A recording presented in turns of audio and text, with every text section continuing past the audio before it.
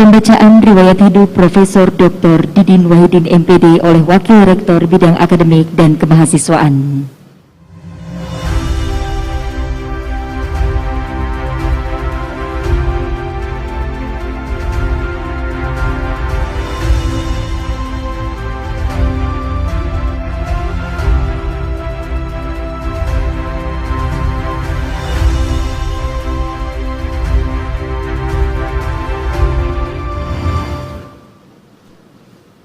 Assalamualaikum warahmatullahi wabarakatuh. Riwayat hidup Guru Besar Profesor Dr. Didin Wahidin MPD. Profesor Dr. Didin Wahidin MPD lahir pada 19 Mei 1961 di Kota Subang. Saat ini beliau tinggal di perumahan Permata Kawaluyaan, Kota Bandung. Profesor Dr. Didin Wahidin MPD memiliki seorang istri, yakni Dr. Zubaidah Wiji Lestari MPD. Beliau dikaruniai 5 putra-putri yang kini berhasil dididik dengan baik. Profesor Dr. Didin Wahidin MPD pada tahun 1972, beliau mengenyam pendidikan sekolah dasar di SDN Ranca Hilir Subang. Dan pada tahun 1975, beliau melanjutkan pendidikan di SMPN Pamanukan Subang. Setelah lulus sekolah menengah pertama, beliau melanjutkan sekolah di SMAN Pamanukan Subang. Setelah menyelesaikan sekolah menengah atas, beliau melanjutkan pendidikan keperguruan tinggi pada tahun 1983 di Institut Keguruan dan Ilmu Pendidikan Bandung dan mengambil prodi pendidikan kimia. Tahun 1993, Profesor Dr. Didin Wahidin MPD melanjutkan pendidikan Magister Pendidikan IPA di Institut Keguruan dan Ilmu Pendidikan Bandung. Tahun 2010, beliau melanjutkan pendidikan doktor dalam bidang yang sama, yakni pendidikan IPA di Universitas Pendidikan Indonesia. Pada tahun 2006, Profesor Dr. Didin Wahidin MPD mendapatkan amanah menjadi Rektor Universitas Islam Nusantara selama 3 periode. Untuk mendapatkan gelar guru besar bukanlah suatu hal yang mudah. Profesor Dr. Didin Wahidin MPD telah melalui banyak perjuangan, diantaranya pengajaran, pendidikan, dan pengabdian kepada masyarakat.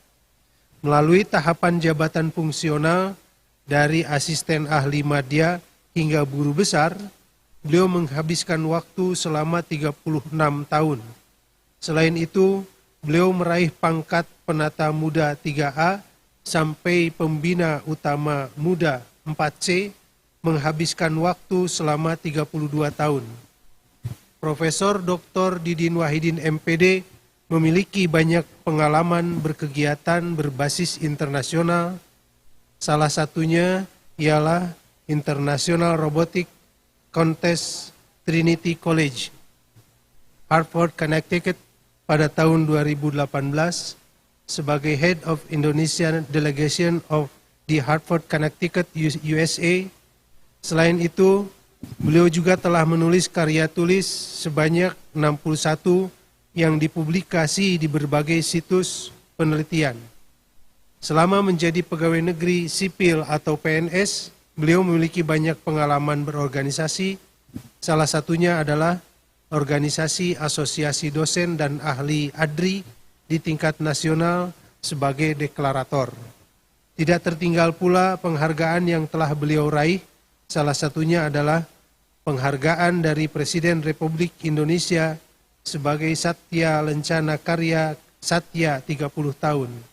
Banyaknya pengalaman dan penghargaan yang telah beliau lalui, inilah akhirnya melahirkan gelar sebagai guru besar dalam bidang pendidikan ilmu pengetahuan alam di Universitas Islam Nusantara. Demikian, Assalamualaikum warahmatullahi wabarakatuh.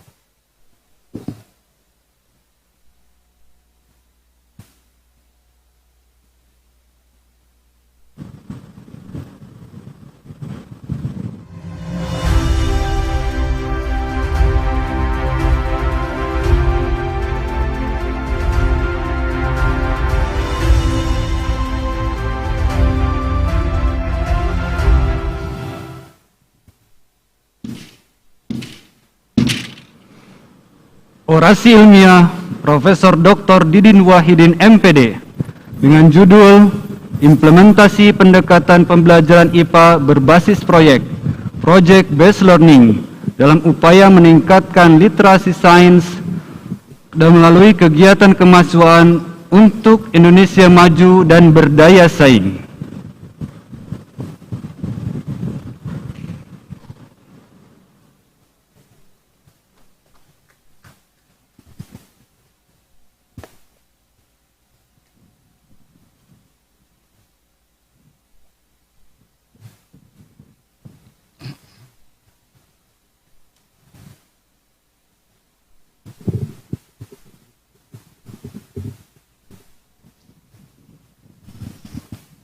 Assalamualaikum warahmatullahi wabarakatuh.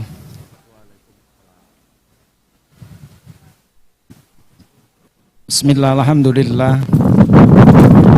Wassalatu wassalamu ala rasulillah Sayyidina wa maulana Muhammad ibn Abdullah wa ala alihi wa ashabihi wa man tabi'a hudahu ila yaumi la yanfa'u malu wala banun illa man atallaha biqalbin salim. Amma ba'du. Al-mukarramun, para alim ulama,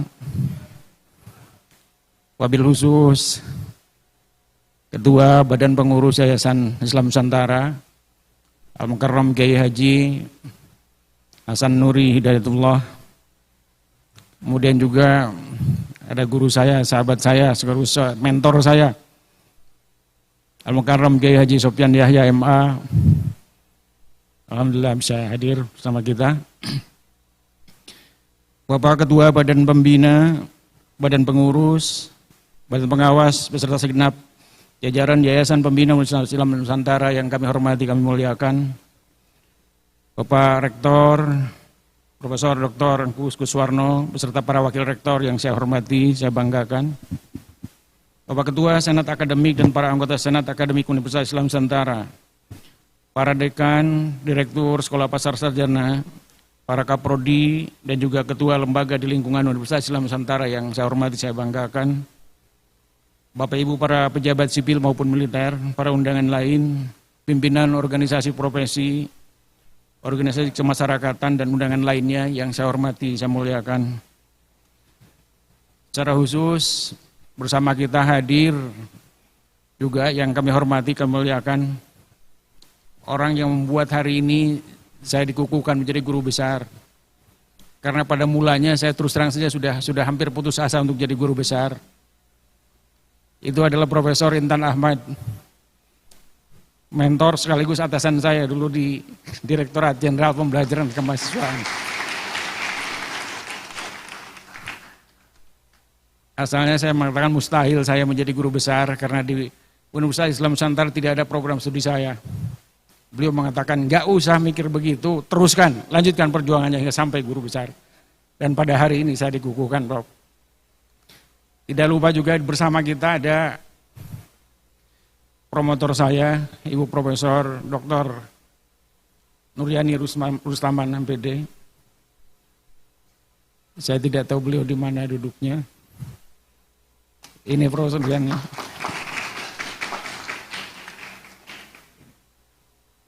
Beliau membimbing saya dan kemudian selalu mewanti-wanti, Pak Didin harus tawadhu, dan tawadhu. Sehingga kemudian dengan kunci itu, hari ini saya bisa mencapai apa yang menjadi cita-cita seorang dosen sejak awal.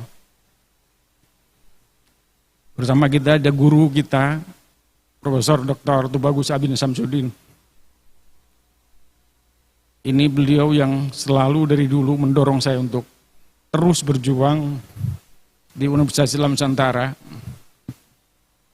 dan selalu saja membina, mengaping istilah Sunda, ngaping terus sampai kemudian pada akhirnya hari ini saya bisa menjadi guru besar di alma mater yang saya cintai. Kemudian secara khusus juga saya sampaikan terima kasih kepada Ketua Prodi Pendidikan Matematika Uninus dan juga setiap dosen di FKIP Uninus. Kemudian para aktivis kemahasiswaan, pengurus Ormawa, BEM, MPM, UKM di Universitas Islam Nusantara yang saya cintai, saya banggakan. Para hadirin yang kami muliakan, tentu pertama marilah kita panjatkan puji dan syukur kehadirat-Ilahi Rabbi bahwa pada hari ini kita bisa berkumpul dalam majlis yang insya Allah akan diridhoi Allah Subhanahu wa Ta'ala, dan juga senantiasa mudah-mudahan Allah memberikan anugerah, berkah, dan bimbingan serta kekuatan kepada kita semua dalam pengabdian kita dalam sisa hidup yang akan kita jalani. Salawat dan salam marilah senantiasa kita panjatkan kehadirat Ilahi Rabbi untuk tercurah kepada junjungan kita Nabi Muhammad SAW beserta keluarganya, beserta sahabatnya, juga segenap umatnya yang taat dan patuh pada risalahnya hingga akhir zaman. Selanjutnya kami sampaikan terima kasih kepada semua hadirin yang sudah bersedia untuk hadir dalam acara pengukuhan saya sebagai guru besar di Universitas Islam Nusantara di bidang pendidikan IPA, dan mudah-mudahan Allah senantiasa memberikan rahmat, ridho, perlindungan kepada kita semua dari kini juga hampir sampai kepada akhir hayat kita semua. Hadirin yang kami muliakan, sebelum menyampaikan pidato pengukuhan atau orasi ilmiah, perkenalkan saya menyampaikan ucapan terima kasih secara khusus kepada Ketua Badan Pengurus Yayasan Pembina Universitas Islam Nusantara yang mendukung saya untuk hari ini melaksanakan program atau proses pengukuhan, juga Pak Rektor, para Wakil Rektor, dan Senat Universitas Islam Nusantara yang telah berketetapan hati untuk mengusulkan dan pada akhirnya juga kemudian mendukung saya untuk mencapai jabatan akademik guru besar pada kesempatan yang baik ini. Tentu saja juga saya sampaikan ucapan terima kasih yang khusus, sebelum nanti juga ada banyak ucapan terima kasih yang saya tulis, mudah-mudahan nanti bisa saya bacakan kalau kesempatannya ada, karena biasanya waktunya sangat dibatasi. Saya akan pura-pura lupa bahwa waktunya terbatas karena katanya profesor itu biasanya suka agak lupa, maka saya ini akan pura-pura lupa bahwa waktunya sudah habis gitu. Secara khusus saya sampaikan ucapan terima kasih yang dalam, pertama kepada Pak Menteri Pendidikan dan Kebudayaan serta Riset dan Teknologi, Pak Dirjen Dikti, kemudian Direktur Sumber Daya Manusia, pada Kepala LL Dikti Wilayah 4 Jawa Barat Banten, PLT, dan sudah merangkap juga sebagai sekretaris ya Bu ya. Ini cukup berat tugasnya karena merangkap-rangkap. Terima kasih atas segala dukungan dan segala macam dorongan hingga kemudian saya bisa jadi guru besar. Kemudian tentu saja kepada Pak Rektor, segenap jajaran serta pihak-pihak terkait yang secara khusus atas dukungan dan bantuan yang baik yang selama ini saya peroleh dari Bapak dan Ibu sekalian. Secara khusus juga saya tentu saja menyampaikan ucapan terima kasih. Ini agak mengharukan karena betul-betul pendukung saya selain Prof. Intan, Prof. Nuryani, juga istri saya tercinta, Dr. Zubaidah Wijilestari MPD, yang sudah membantu saya untuk ini. Prof. Intan bahasa Inggrisnya lebih bagus dari saya, karena doktornya dalam pendidikan bahasa Inggris. Jadi jurnalnya walaupun pendidikan IPA, banyak juga dibantu bahasa Inggris oleh beliau. Bapak Ibu sekalian yang saya hormati, saya muliakan, perkenankan saya menyampaikan paparan terkait dengan judul yang sudah saya cantumkan di dalam buku yang sudah dibagikan kepada hadirin sekalian. Judul paparannya adalah implementasi pembelajaran berbasis proyek atau project based learning dalam kegiatan kemahasiswaan untuk meningkatkan literasi sains dan daya saing bangsa. Kata kuncinya kemahasiswaan sebetulnya. Ini tentu saja wasiat dari Prof. Intan, ini kemahasiswaan ini. jadi kuncinya ada kemahasiswaan. Jadi untuk jadi guru besar ternyata juga di aspek itu menjadi ciri yang kemudian melekat dalam diri saya. Kalau kita bicara tentang bangsa, maka kemudian yang ada dalam pikiran saya adalah bahwa tidak sampai ya.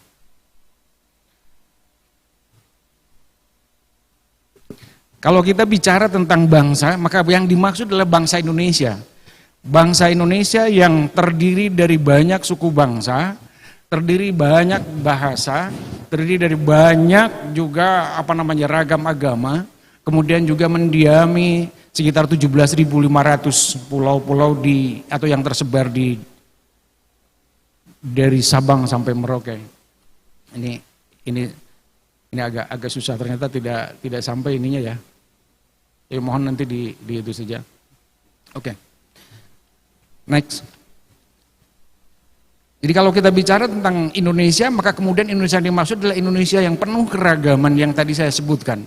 Mengapa saya tekankan di sini? Karena memang ada orang-orang yang ingin membuat Indonesia menjadi seolah-olah monokultur atau mono religi dan lain-lain, sehingga kemudian ingin mengganti bahkan dasar negara dengan khilafah Islamiyah misalnya dan lain-lainnya.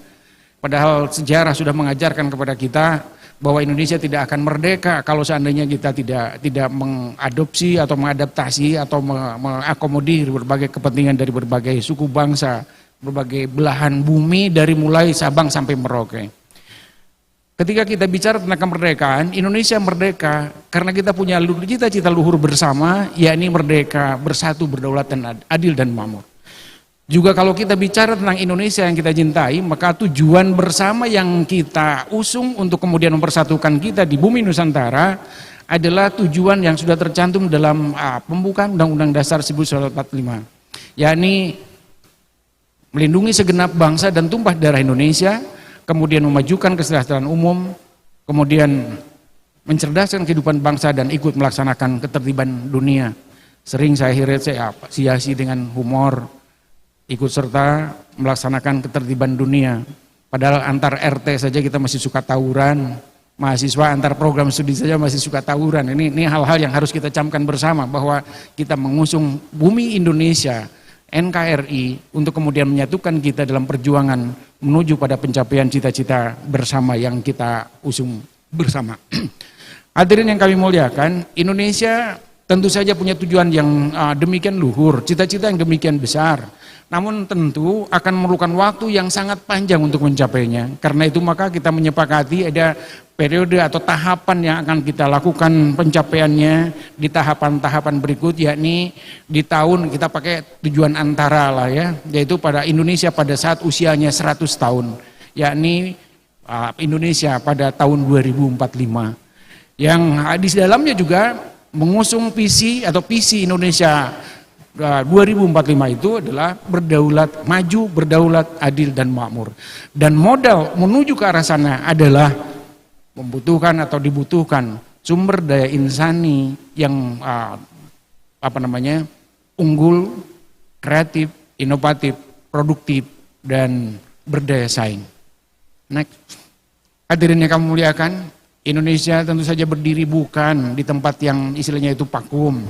Tapi Indonesia juga dalam pengaruh berbagai hal, pengaruh bangsa-bangsa dalam pergaulan dunia, juga dipengaruhi oleh teknologi yang terus berkembang. Sehingga kemudian saat ini kita pun akan terpengaruh oleh apa yang disebut dengan revolusi industri tahap 4 yang sudah kita jalani bersama. Next.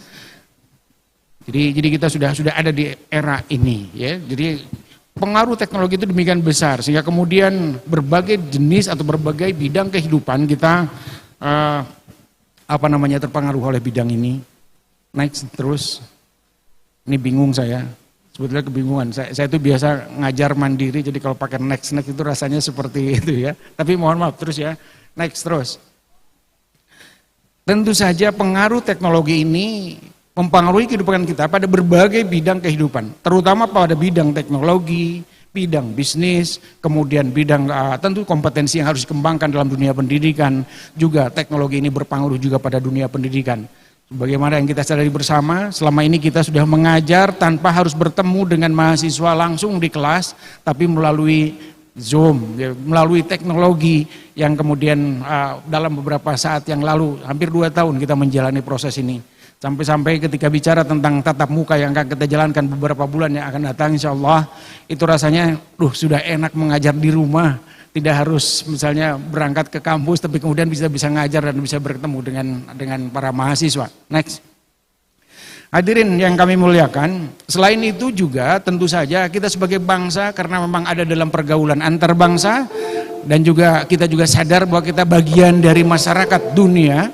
Karena itu maka segala macam yang kita lakukan, segala macam yang kita baktikan juga ditujukan untuk membangun perdamaian di seluruh dunia dan juga membangun kesejahteraan seluruh umat manusia. Kata Kang Haji Sofyan, khairun nas anfa'uhum linnas. Katanya begitu ya, bukan hanya untuk Indonesia tapi untuk seluruh umat manusia. Next. Bapak Ibu sekalian, tentu saja sebagai bangsa yang besar dengan tujuan yang besar, kita juga kadang-kadang dalam setiap saat kita melakukan evaluasi, apakah cita-cita luhur yang sudah kita canangkan sejak Indonesia merdeka, apakah tujuan-tujuan besar yang sudah dicanangkan oleh bangsa kita dari mulai merdeka sampai sekarang, tadi yang sudah saya ungkapkan, itu kemudian sudah tercapai atau belum. Seringkali kalau saya tanya kepada mahasiswa, apakah cita-cita luhur bangsa ini sudah tercapai? Jawabannya belum, pasti kompak belum. Gitu. Nah, tentu saja ini adalah berpengaruh kepada banyak hal. Ada tantangan, ada sejumlah tantangan yang kita hadapi dalam rangka mewujudkan tujuan dan cita-cita luhur tadi. Yakni pertama bahwa kemiskinan dan keterbelakangan atau ketimpangan kesejahteraan masih mewarnai negara kita.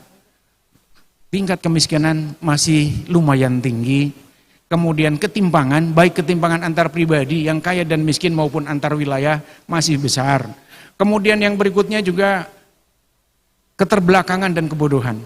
Ini juga masih mewarnai masyarakat kita.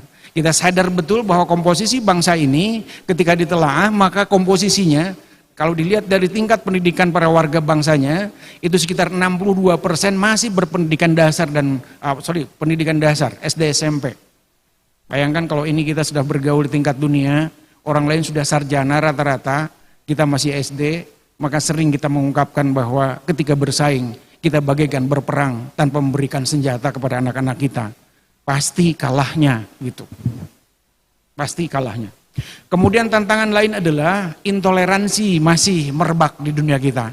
Kemudian radikalisme masih juga mewarnai Indonesia. Bahkan terorisme masih terus ada di bumi Indonesia. Yang berikutnya yang tidak kalah penting, korupsi, kolusi, nepotisme masih mewarnai kehidupan kita semua. Hal-hal inilah yang kemudian menyebabkan kita sebagai bangsa memiliki daya saing yang memang relatif masih rendah dibandingkan dengan bangsa-bangsa lain. Walaupun kita sudah dari dulu sebetulnya sudah mengatakan bahwa kita memang ada dalam persaingan. Alladzi khalaqal mauta wal hayata liyabluwakum ayyukum ahsanu amala. Jadi kita dipersaingkan dengan sesama umat manusia dari bangsa yang lain bahkan. Ya, kita bersaing, fastabiqul khairat. Persaingan antar bangsa mewarnai kita. Kuncinya adalah kita harus menguasai ilmu pengetahuan dan teknologi serta diwujudkan dalam bentuk terciptanya inovasi-inovasi baru dari bumi Indonesia. Selama inovasi belum bisa kita wujudkan dan belum dipersaingkan dengan yang lain, maka kita akan kalah dalam persaingan. Karena ke depan seperti yang diungkapkan oleh banyak ahli, itu mereka mengatakan bahwa ke depan persaingan antar bangsa terletak pada penguasaan ilmu pengetahuan dan teknologi yang diwujudkan dalam bentuk inovasi baru. Bahkan kita sebetulnya sudah diperingatkan sejak awal. Ya masyarul jinni wal insi in istata'tum an tanfudhu min aqtaris samawati wal ardh tanfudhu la tanfudhuna illa bisultan. Saya pikir ini sebetulnya sudah kita tahu dari sejak awal. Lalu kalau bicara tentang persaingan antar bangsa, tadi dikatakan bahwa rata-rata pendidikan kita masih SD SMP, kita juga sadar bahwa tingkat kemajuan bangsa sebetulnya juga terukur dari tingkat kemajuan atau tingkat pendidikan anak-anak bangsa. Kalau SD SMP ya seperti itulah kita kira tingkat kemajuan bangsa ini. Tapi hal lain yang patut kita camkan bersama, harus kita jadikan sebagai sebuah target kita bersama, yakni adalah bahwa inovasi-inovasi baru itu harus kita munculkan melalui perguruan tinggi. Dan mengapa itu muncul? Karena memang kita harus menyadari bahwa tingkat inovasi Indonesia masih berada pada kedudukan 85 dari 139 negara. Masih rendah. Bahkan kalau kemudian kita telusuri induk atau asal muasal daripada inovasi sebetulnya adalah kreativitas anak bangsa. Kreativitas anak bangsa pun masih rendah. Yakni pada tahun 2019 saja masih tergambarkan kita pada posisi 115 dari 139 negara. Kalau bicara tentang kreativitas, Dyer misalnya sang ahli mengatakan bahwa 30% kreativitas itu diberikan atau diturunkan dari bapak dan ibu kita. Tapi yang 70% diperoleh melalui proses pendidikan dari tingkat terendah sampai tertinggi. 70%. Artinya kalau kita misalnya kalau kita menghadapi kenyataan bahwa Indonesia kreativitas anak-anak bangsanya masih di kedudukan 115 dari 139 negara, maka pihak yang paling ditunjuk sebagai pihak yang paling bertanggung jawab adalah dunia pendidikan. Karena dunia pendidikanlah yang akan memberikan kontribusi terbesar dalam penciptaan anak-anak bangsa yang kreatif. Hadirin yang kami muliakan, tentu saja karena itu maka kemudian pendidikan atau dunia pendidikan, khususnya dunia pendidikan tinggi, akan menjadi pihak yang paling bertanggung jawab dari mulai meningkatkan level pendidikan sampai kemudian menciptakan anak-anak bangsa yang kreatif. Kedepan juga persaingan, karena kita sudah sadar betul di dalam perkembangan ilmu pengetahuan dan teknologi, hari ini kita sadari bersama bahwa yang paling menjadi pokok dari pikiran-pikiran semua orang di sini atau di dunia itu adalah knowledge based economy.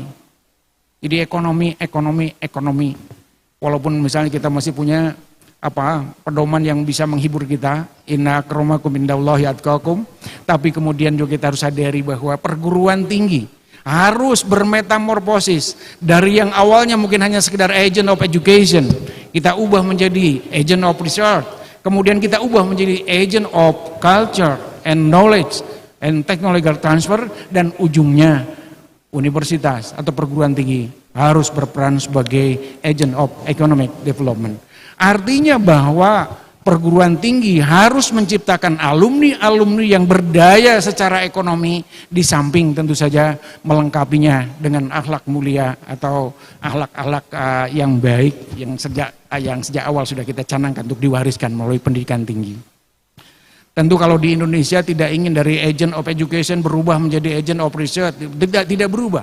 Tapi biasanya Indonesia ingin bukan ngara wukusiku, tapi semuanya diraih bahwa pendidikan kita di dalamnya ada termuat agent of education, agent of research, agent of technology transfer, dan agent of economic development bagi para mahasiswanya, sehingga kemudian yang muncul alumni-alumni yang kita harapkan bersama, alumni unggul yang kelak akan menjadi tulang punggung pembangunan bangsa menuju kepada cita-cita nasional yang sudah kita canangkan sejak awal. Bapak Ibu sekalian hadirin yang kami muliakan, punten next tidak mau berubah. Ya. Kita sadar betul dari berbagai bacaan dan lain-lainnya bahwa persaingan ke depan akan berada pada persaingan antar bangsa ke depan, maksud saya akan ada pada tingkat penguasaan ilmu pengetahuan dan teknologi, dan iklim untuk berkembangnya inovasi-inovasi baru harus kita ciptakan. Antara lain adalah faktornya adalah literasi sains warga negara yang memang harus dinaikkan, yang harus ditingkatkan. Karena ternyata literasi sains, literasi numerik, literasi bahasa anak-anak Indonesia masih tergolong rendah. Lalu di mana perguruan tinggi akan berperan? Perguruan tinggi akan berperan untuk mencoba meningkatkan literasi sains mahasiswa. Kemudian dari literasi sains itu akan menjadi iklim yang kondusif bagi berkembangnya inovasi bangsa. Inovasi anak bangsa merupakan kunci pemenangan persaingan antar bangsa di muka bumi ini. Kunci persaingan antar bangsa dalam era persaingan di era globalisasi yang sekarang ini.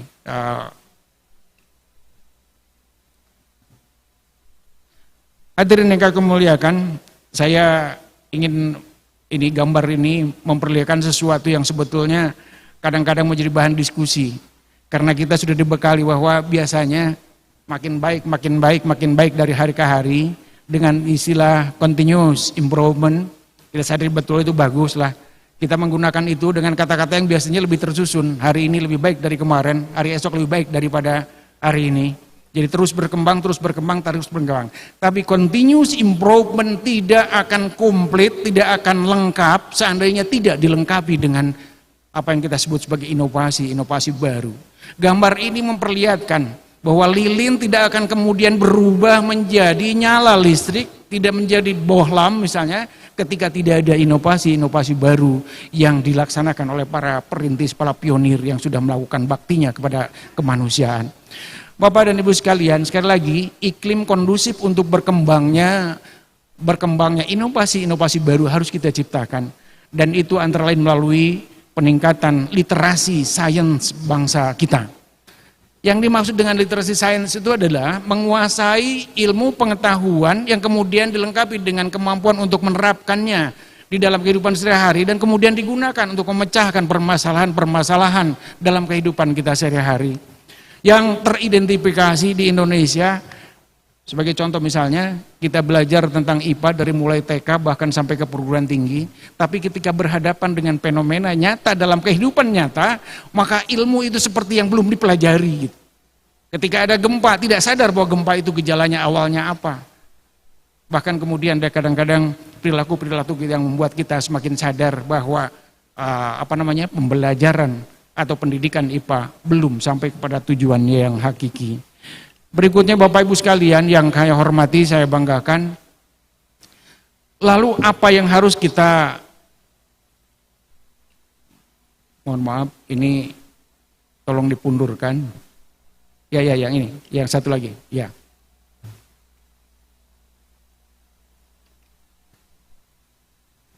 Oke, yang ini. Bapak Ibu sekalian, saya selalu mendagangkan ini sebetulnya. Di sini ada Pak Direktur Kemahasiswaan ITB, kemana-mana kami selalu bersama. Saya selalu mengatakan, dagangan saya adalah ini. Dagangan saya adalah bahwa ketika pendidikan tinggi kemudian ingin akan berperan lebih optimal dalam memajukan bangsa ini, maka pertama ciptakan manusia seutuhnya. Ciptakan manusia seutuhnya. Mungkin istilahnya adalah istilah orde baru, tapi bagus ini. Tapi manusia seutuhnya yang saya lontarkan adalah kriterianya, itu saya curi dari NU terus terang saja. Saya ambil dari NU. Saya dulu adalah ketua Ma'arif NU Jawa Barat, dan dalam kesempatan keliling saya dan lain-lainnya, saya selalu mengatakan bahwa visi pendidikan Nahdlatul Ulama itu sebetulnya 3 hal. Itu mudah diingat tapi kemudian susah untuk diwujudkan. Pertama, keilmuan yang mumpuni. Yang kedua adalah akhlak mulia. Dulu di Ma'arif nyebutnya keislaman, tapi dalam wujud akhlak mulia. Kemudian kecintaan kepada tanah air, cinta Indonesia. Yang berikutnya ditambah oleh saya, dari 3 visi pendidikan NU itu kemudian saya tambah dengan globalisasi. Yang sebetulnya juga tidak aneh bagi warga NU. Karena Nahdlatul Ulama berdiri justru berawal dari wawasan global para pendahulu, para pendiri bangsa kita. Kita sadar betul bahwa Nahdlatul Ulama berdiri karena awalnya diawali dengan utusan kita ke dunia Arab sana, Komite Hijaz, yang kemudian berubah menjadi Nahdlatul Ulama. Sekali lagi saya ingin mengungkapkan bahwa visi pendidikan inilah yang kemudian saya dagangkan kemana-mana ketika saya menjabat sebagai Direktur Kemahasiswaan. Saya katakan bahwa kita harus menciptakan manusia seutuhnya. Pertama, dia menguasai ilmu pengetahuan secara mumpuni. Karena dalilnya yang tadi Kang Haji Sofyan, ya masyarul jinni wal insi. Pokoknya kalau Indonesia ingin menang dalam persaingan, maka kuasai ilmu pengetahuan dan teknologi dengan mumpuni. Yang kedua, akhlak mulia. Akhlak mulia. Innama bu'istu liutammima makarimal akhlak, misi Rasulullah sallallahu alaihi wasallam. Kemudian saya selalu di mana-mana saya bilang ini akhlak mulia ini sudahlah, jangan menghafal yang panjang-panjang, jangan yang banyak-banyak. Saya selalu menghafalnya dalil-dalil yang pendek saja. Fa'asin kama ahsanallahu ilaik. Maka berbuat baiklah kalian sebagaimana Allah berbuat baik kepada kalian. Tidak, Allah sudah memberikan udara tanpa harus beli, air juga tidak, sekarang harus beli ya airnya ya. Tapi semuanya anugerah Allah Subhanahu wa taala. Tapi kemudian selalu juga ingin disambung dengan apa? Dengan ajaran dari filosof Imam Ghazali yang mengatakan takhallaku bi ahlakillah ala taqatil basyariyah. Berakhlaklah kalian sebagaimana akhlak Tuhan, tapi dalam kadar kita sebagai manusia. Saya selalu mengatakan bahwa kita tidak bisa menjadi maha penyayang, tapi kita bisa menjadi penyayang. Kita tidak bisa menjadi maha pengasih, tapi kita bisa menjadi pengasih. Ini yang selalu saya tekankan dalam berbagai kesempatan ketika saya berkunjung ke berbagai tempat. Ya, kadang-kadang ada rasa haru juga menyeruak ketika bicara tentang keliling-keliling ini.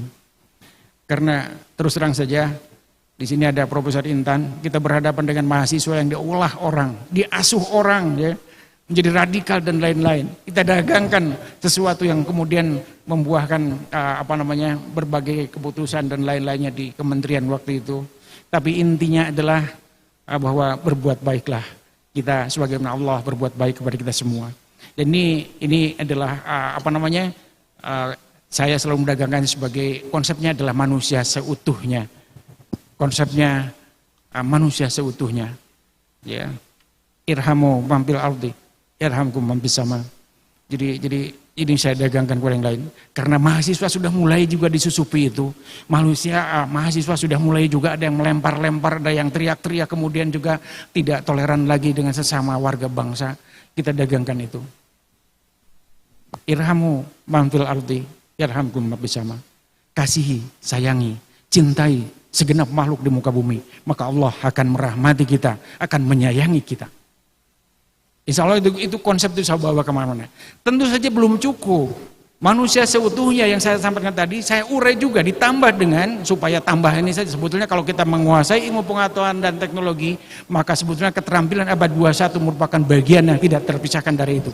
Tapi kemudian saya garis bawahi bahwa kalau kita ingin menolorkan alumni dari perguruan tinggi, maka alumni kita adalah manusia seutuhnya yang menguasai keterampilan abad 21. Nah, keterampilan abad 21 ini diurai-urai di bagaimanapun juga. Saya punya konsep yang cukup banyak juga. Ada katanya 12 kemampuan yang ini. Sebetulnya kita biasa merinci dalam rumpun 3 besar. Yakni pertama rumpun learning and innovation. Kemudian yang kedua adalah learning digital literacy. Dan kemudian life skills. Dan kemudian kalau 12 terlalu panjang, maka saya ambil yang juga yang berikutnya. Ini adalah oleh-oleh juga dari Prof. Intan, mohon maaf disebut lagi. Karena memang saya merasa banyak berguru kepada beliau. Ya. Sorry yang tadi. Jadi kita sedang mengelompokkan itu, ya. Katanya kita punya literasi baru, dan kemudian kita juga sadar bahwa literasi baru itu harus dilengkapi dengan 7 C's. Dulu 4C, sekarang jadi 7C gitu. Ya, 7C. Tadi tidak akan saya sebutkan lagi lah, ya, terlalu panjang nanti. Nah, kalau perguruan tinggi ingin menciptakan orang-orang yang seperti itu, ingin menciptakan alumni yang seperti itu, maka kemudian di antara sekian jalan yang kita bisa ambil adalah bahwa berdasarkan Undang-Undang 12 kegiatan pembelajaran di perguruan tinggi dilaksanakan melalui jalur kurikuler, kokurikuler, dan ekstrakurikuler. Dulu bobotnya lebih banyak di kurikuler. Bahkan kemudian kegiatan ekstrakurikuler atau yang dikenal dengan kegiatan kemahasiswaan itu dianggap sekedar main-main, dianggap sebagai hanya sekedar pelampiasan hobi, dianggap sebagai wadah untuk kenakalan dan lain-lain. Hari ini kita menyaksikan bahwa dunia kemahasiswaan ternyata mendapat perlakuan yang berimbang dengan kegiatan kurikuler. Nanti akan saya jelaskan lebih jauh. Kegiatan-kegiatan yang kita sambung dari mulai kurikuler sampai ekstrakurikuler itu sebetulnya ditujukan untuk menghasilkan kemampuan-kemampuan alumni kita yang menguasai hard skills, yakni keterampilan atau kemampuan di bidang ilmunya masing-masing, tapi yang tidak kalah penting adalah yang kuning, soft skill. Saya menyebutnya sebagai kemampuan yang terkait dengan sisi kemanusiaannya seorang manusia. Jadi kita ingin memanusiakan manusia. Manusia bukan robot, manusia bukan mesin, manusia bukan mesin-mesin yang sekedar bekerja kemudian hanya untuk makan dan lain-lain. Tapi dia adalah manusia-manusia yang memang terkembangkan sisi kemanusiaannya. Makanya kita berwarna kuning, ujungnya merah. Soft skill harus terkembangkan. Biasanya soft skills itu memang lebih terbina di bidang kemahasiswaan. Ya. Di soft skill itu sangat penting. Bahkan dalam beberapa survei dikatakan bahwa soft skill itu adalah pendukung sekitar 70% kesuksesan seseorang. Saya mohon maaf kepada Prof. Abin, saya ingat dulu Didin teh pinter mah rada kurang cenah ari pinter nama, tapi saya teh loba baturnya naik gaul. jadi saya ingat betul. Terima kasih Prof untuk ininya. Saya sadari betul. Setelah saya bisa malang melintang di sini, ya mohon maaf, saya suka cerita bahwa untuk jadi dosen saya dulu, untuk jadi dosen di Uninus saja saya itu ditolak. tapi kemudian malah jadi rektor di Universitas Islam Nusantara ini. Jadi memang aneh-aneh. Allah sudah mentakdirkan sesuatu dan memang kadang-kadang membuat kita merasa kok aneh ya, dulu ditolak tapi kemudian jadi rektornya. Ya, jadi ada hal-hal yang ada seperti itu. Saya tahu juga, saya dengan teman-teman di kemahasiswaan, ini ada para mantan kasubdit saya dulu juga, ada Pak Ismet misalnya.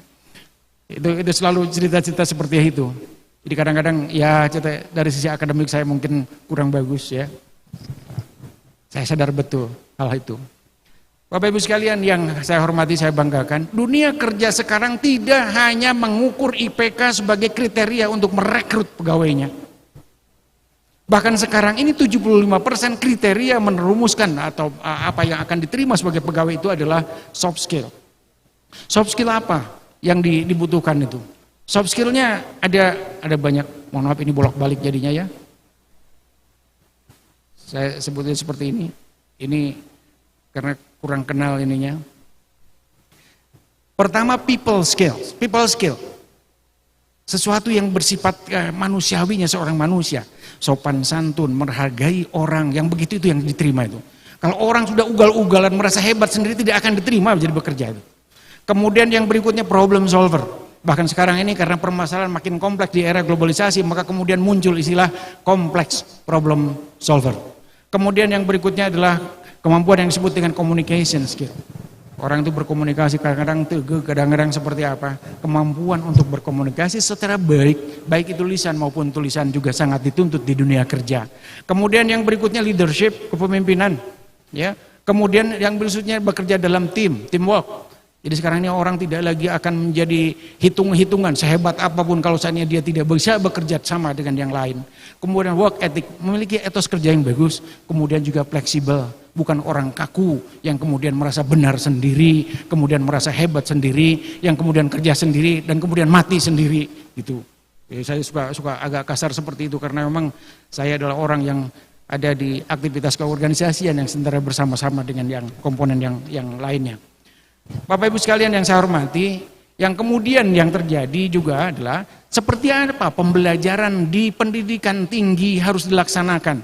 Sebetulnya Undang-Undang Nomor 12 Tahun 12 sudah menggariskan bahwa perguruan tinggi dalam mewujudkan misinya itu hendaknya menggunakan atau melakukan proses pembelajaran dengan kriteria-kriteria yang banyak, nggak tahu saya terlalu banyak sekali ya, holistik, kemudian integratif, saintifik, kemudian kontekstual, kemudian tematik katanya begitu, kemudian efektif, kemudian kolaboratif, kemudian berpusat pada siswa. Saya ingin komentar yang atasnya, student centered learning. Kemudian dari kriteria yang banyak itu saya mencoba menganalisis kira-kira mana yang bisa mewujudkan itu dalam kegiatan kemahasiswaan. Maka kemudian saya pilih pendekatan pembelajaran yang biasa disebut sebagai pendekatan pembelajaran berbasis project based learning. Melalui pendekatan ini kita bisa mengembangkan soft skills dengan maksimal dan juga peluang untuk berkembangnya hard skill juga bisa terakomodir di kegiatan ini. Bapak Ibu sekalian, PJBL atau project based learning itu memang dilandasi oleh pedagogi atau teori belajar konstruktivisme dari Piaget. Di dalamnya ada terkandung isi yang kurang lebih mengatakan bahwa ketika mahasiswa belajar, maka di benaknya dia akan mengkonstruksi sendiri pengetahuannya. Jadi jangan aneh kalau kemudian misalnya orang kuliah di satu kelas, orang kuliah dalam perguruan tinggi yang sama, tapi kemudian ketika sudah jadi alumni ada yang jadi kiai, ada yang jadi ustadz, ada yang jadi profesor, ada yang jadi teknisi dan lain-lain. Karena apa? Karena memang teori belajar ini mengungkapkan kepada kita mereka akan mengkonstruksi sendiri pengetahuannya. Dan tentu akan lebih bagus kalau dalam kerangka mengkonstruksi pengetahuan itu kita berhasil membimbing dan memberikan arahan yang baik sehingga sesuai dengan tujuan pembelajaran yang kita canangkan. Yang berikutnya Bapak Ibu sekalian, yang kami hormati, kami banggakan, kalau kita bicara tentang project based learning sebetulnya bukan sesuatu yang aneh sebetulnya. Bukan sesuatu yang aneh. Dulu kita mengenal ada pendekatan inquiry. Di dalam project based learning, mahasiswa dilibatkan dalam bentuk kelompok, kemudian dia terlibat dalam proses pemecahan masalah melalui kaidah-kaidah ilmiah, melalui metode ilmiah, melalui penelitian ilmiah, kemudian memecahkan masalah. Dan itu dilaksanakan dalam konteks nyata gitu. Bukan hanya sekedar hayalan. Maka kemudian kalau bicara tentang project based learning, kriterianya juga, ya Allah mohon maaf.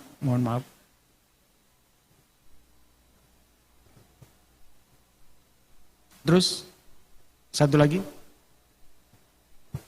ya project based learning ini bukan sesuatu yang ajaib.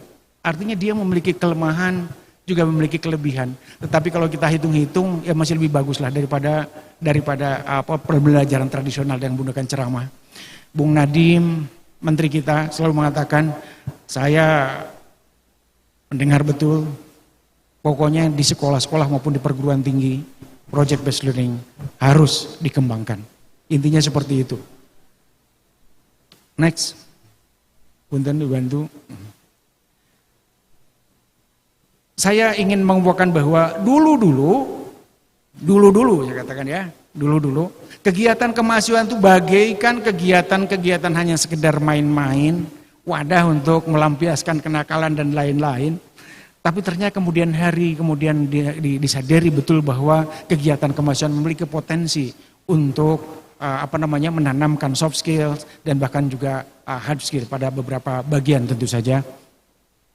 Ketika bicara tentang kegiatan kemahasiswaan,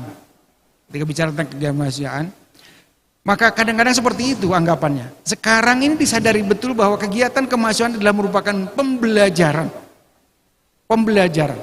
Bagian dari proses pendidikan yang kita lakukan. Dan kita akan betul-betul mengatakan bahwa sebuah kegiatan kemahasiswaan itu adalah atau memiliki pembelajaran yang kemudian bisa membuahkan soft skill dan lain-lain kalau seandainya dia memenuhi ciri-ciri yang saya sebutkan satu persatu ini, ya. Kemudian kita sadari betul. Pertama ada masalah, ya, masalah yang kemudian menantang kita. Kemudian yang berikutnya adalah bahwa masalah itu akan dipecahkan dengan proses penelitian ilmiah. Kemudian yang berikutnya masalah itu nyata, bukan masalah yang dihayal-hayalkan, nyata terjadi dalam masyarakat. Kemudian mahasiswa menjadi penentu utama, pembelajaran seperti apa, metode apa, alat-alatnya seperti apa dan lain-lain. Kemudian juga di sana ada proses yang disebut dengan evaluasi yang terus-menerus, dan kemudian juga saling sumbang saran antara satu dan lainnya. Kemudian juga ada sesuatu yang dihasilkan atau ada artefak kegiatan. Terus Mas. Terus saja, terus.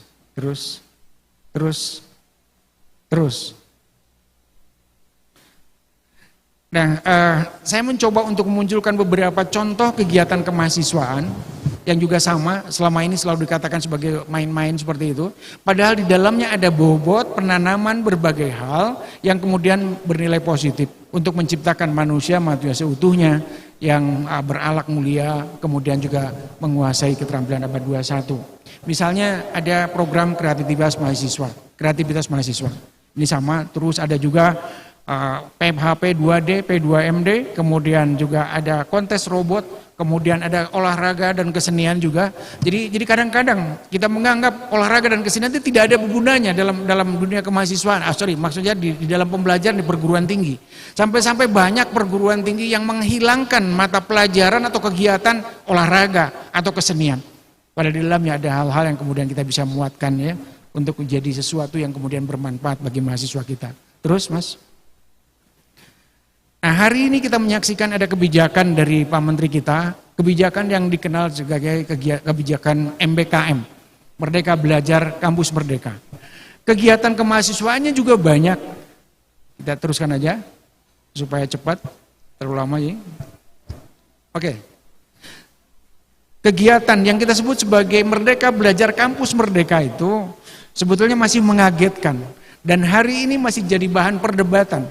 Karena banyak program studi yang tidak rela 60 SKS-nya diambil dari program studinya. Peraturan Menteri nomor 3 tahun 2020 tentang Standar Nasional Pendidikan Tinggi diantaranya mengamanatkan bahwa ada 40 SKS bisa diambil dari bahkan bukan dari perguruan tinggi. Kemudian 20 SKS bisa diambil dari program studi lain di perguruan tingginya masing-masing. Ini kemudian juga bentuk kegiatannya bukan hanya sekedar kegiatan tatap muka yang dilakukan di kelas, tapi ada dalam bentuk kegiatan-kegiatan lain yang ada dalam bentuk-bentuk yang kita tahu seperti ini. Ya, ada misalnya pertukaran mahasiswa, ada kegiatan pengabdian di desa, ada penelitian independen, ada pengabdian di kemanusiaan dan lain-lain. Yang kemudian kegiatan-kegiatan itu bisa bernilai SKS melalui berbagai jalan. Antara lain ada yang disebut dengan pengakuan SKS buntel kadut lah, istilah di Sunda itu buntel kadut sebetulnya. Ada kegiatan kemudian diakui dengan dihargai sekian SKS. Kemudian ada yang kemudian memenuhi atau memenuhi kriteria struktur mata kuliah. Jadi mata kuliahnya, kegiatannya di lapangan, tapi kemudian disurupkan ya, dikawinkan dengan berbagai mata kuliah yang ada di program studinya. Kemudian juga ada yang menggunakan hybrid, campuran, gabungan dari terstruktur dan bebas. Berikutnya, saya selalu ini sebetulnya kalau Pak Ismet mungkin sudah hafal dengan yang ini. Untuk apa kita ikut kegiatan kemahasiswaan? Intinya sebetulnya untuk mengembangkan soft skill yang secara komplementatif maupun sinergistik merupakan satu sama lain saling melengkapi antara kurikuler, co-kurikuler, dan ekstrakurikuler. Kemudian ini akan meningkatkan soft skill, kemudian nanti akan meningkatkan kualitas dari pendidikan kita, terutama pada sisi relevansi, dan ujungnya dengan itu maka kemudian tercipta sumber daya insani sebagai inti dari pembangunan bangsa di kemudian hari. Kemudian terakhir saya ingin menyampaikan beberapa simpulan yang sebetulnya sudah terekam semuanya dalam hati dan dalam hati dan sanubari Bapak Ibu sekalian.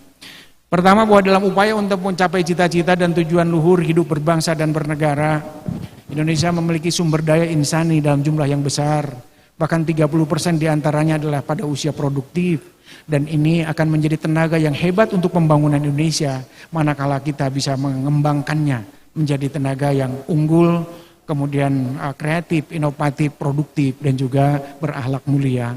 Kemudian perkembangan cepat di bidang ilmu, pengetahuan, dan teknologi di era revolusi industri tahap 4 menuntut bangsa ini memiliki kekuatan untuk bersaing dan bersanding dengan bangsa-bangsa lain di dunia. Salah satu faktor yang menentukannya adalah penguasaan ilmu pengetahuan dan teknologi dalam wujud terciptanya inovasi baru di bangsa ini. Kemudian yang berikutnya, yang kedua, dibalikan lagi, Mas, kembali. Oh, sorry, jangan terlalu banyak. Satu lagi. Ya. Daya saing bangsa merupakan akumulasi. Daya saing bangsa merupakan jumlah daya saing warga bangsanya. Bangsa kita punya 267 juta orang. Kalau itu semua bersalin termajukan, maka kemudian rata-rata penguasaan ilmu pengetahuan dan teknologinya juga bagus, maka kemudian itu akan menjadi iklim kondusif untuk munculnya inovasi baru yang akan menjadi modal untuk persaingan antar bangsa. Kemudian untuk meningkatkan literasi sains, diperlukan pembelajaran sains yang, ini saya kutip dari Profesor Nuryani, mencerminkan hakikat sains dan hakikat pendidikan sains. Nah, ini pembelajaran yang bukan hanya sekedar memberikan kepada para mahasiswanya konten sains, tapi juga proses, konteks, dan juga sikap ilmiah. Yang kemudian itu akan menjadi pencipta atau kontributor terhadap terciptanya iklim kondusif bagi berkembangnya inovasi bangsa. Project based learning dapat diimplementasikan dalam atau melalui kegiatan-kegiatan sebutnya kurikuler, co-kurikuler, dan ekstrakurikuler. Dan termasuk di dalamnya adalah yang ekstrakurikuler, yakni melalui kegiatan kemahasiswaan. Mudah-mudahan kegiatan ekstrakurikuler menjadi wahana untuk penanaman soft skills yang diperlukan di dunia kerja maupun dalam kehidupan nyata, di samping juga potensial untuk mengembangkan hard skill. Kemudian kebijakan Mendikbudristek yang menyatakan bahwa hari ini ada konsep atau kebijakan Merdeka Belajar Kampus Merdeka, menempatkan kegiatan kemahasiswaan pada posisi yang cukup bagus, yakni bahwa kadang-kadang kegiatan kemahasiswaan diberi bobot SKS atau sebaliknya kegiatan kemahasiswaan diadopsi langsung bermuatan SKS, maka kemudian baik secara komplementatif maupun secara sinergistik kegiatan kemahasiswaan selayaknya dijadikan sebagai kegiatan yang menjadi salah satu penopang terciptanya alumni-alumni perguruan tinggi yang memiliki atau yang berpredikat sebagai manusia seutuhnya dan menguasai keterampilan abad 21 yang akan bermanfaat untuk mencapai atau untuk tenaga pembangun Indonesia menuju cita-cita bangsa yang sudah dicanangkan sejak Indonesia merdeka. Terakhir ini sebetulnya kita mengutip orang yang kita kenal sebagai ini kita monyet gitu biasanya gitu Darwin. Tapi intinya sebetulnya adalah perkembangan ilmu pengetahuan dan teknologi demikian cepat juga menyebabkan perubahan yang demikian cepat dalam kehidupan kita, dan orang yang fleksibel, kreatif dan kemudian adaptable itu merupakan orang-orang yang bisa mengimbangi perubahan, bisa mengimbangi berbagai perubahan yang terjadi, dan orang seperti itulah yang kemudian akan hidup dan bisa menjalankan berbagai kewajiban di muka bumi dalam kehidupannya. Terima kasih Bapak Ibu sekalian, mudah-mudahan bermanfaat. Mohon maaf untuk hal-hal yang kurang berkenan. Wallahul muwaffiq ila aqwamit thoriq. Wassalamualaikum warahmatullahi wabarakatuh.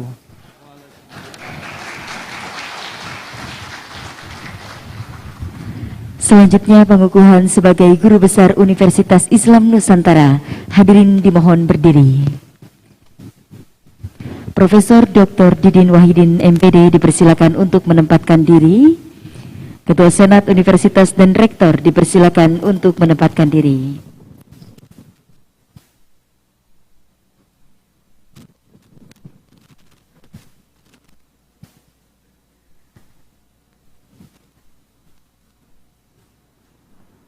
Pengukuhan sebagai Guru Besar oleh Rektor didampingi Ketua Senat Universitas.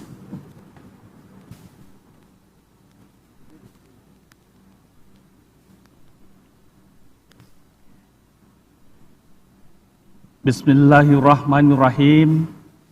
Dengan senantiasa memanjatkan puji syukur kehadirat Ilahi Rabbi, pada hari ini Rabu 15 Desember 2021 Masehi bertepatan dengan 11 Jumadil Awal 1443 Hijriah.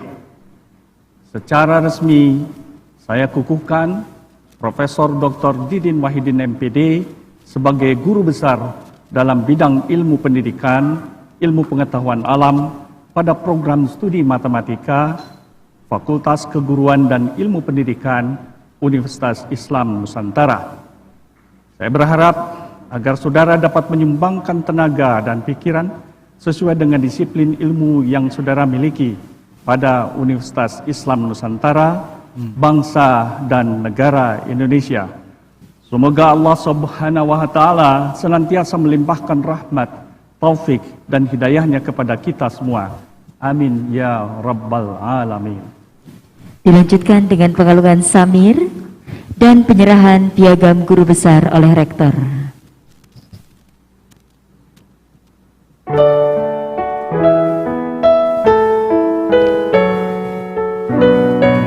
Prosesi pengalungan samir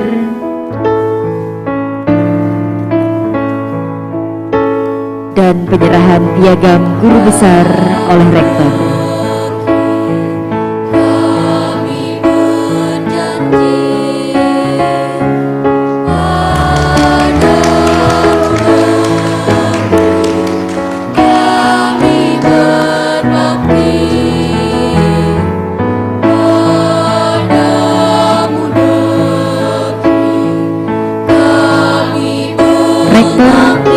Ketua Senat, Ketua Pembina Yayasan, Ketua Pengurus Yayasan, Ketua BPH, dan Profesor Dr. Didin Wahidin MPD dipersilakan kembali ke tempat.